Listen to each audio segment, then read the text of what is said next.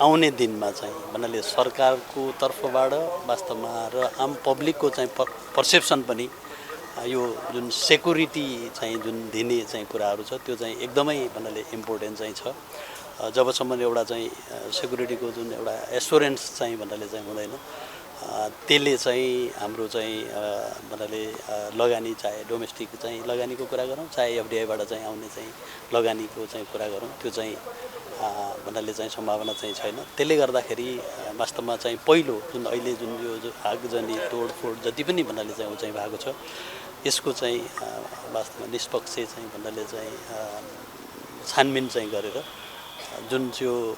Intentionally जुन चाहिँ गरेको छ उनीहरूलाई चाहिँ कारबाही चाहिँ गर्नुपर्छ भन्ने चाहिँ मतलब निजी क्षेत्रको चाहिँ रहेको चाहिँ छ। यहाँले हेर्नुभयो भने हामी अब यो 46 साल पछिको चाहिँ आन्दोलन कुनै पनि आन्दोलनमा चाहिँ जुन एउटा निजी क्षेत्रलाई टार्गेट बनाएर चाहिँ गरिएको चाहिँ छ त्यति हुँदाहुँदै पनि वास्तवमा चाहिँ निजी क्षेत्र चाहिँ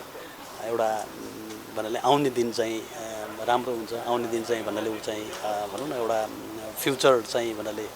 एउटा आशमा चाहिँ वास्तवमा इन्भेस्टमेन्ट पनि गरेको चाहिँ छ। मलाई लाग्छ यो अहिलेको यो जुन अवस्थाबाट चाहिँ सम्पूर्ण निजी क्षेत्र चाहिँ अझै वास्तवमा यसलाई आउने दिनमा अझै भन्नाले यस्तो किसिमको चाहिँ ऊ चाहिँ नहोस् भनेर निजी क्षेत्रको चाहिँ भूमिका निजी क्षेत्रले चाहिँ जुन गरेको चाहिँ कन्ट्रिब्युसन निजी क्षेत्रलाई चाहिँ साँच्चै यो निजी क्षेत्र चाहिँ भनेको यो जुन हिसाबको तोडफोड आगजनी भयो यो चाहिँ एकदमै गल्ती चाहिँ हो भन्ने चाहिँ आम पब्लिकमा पनि यो चाहिँ म्यासेज दिन त्यत्तिकै जरुरी चाहिँ छ।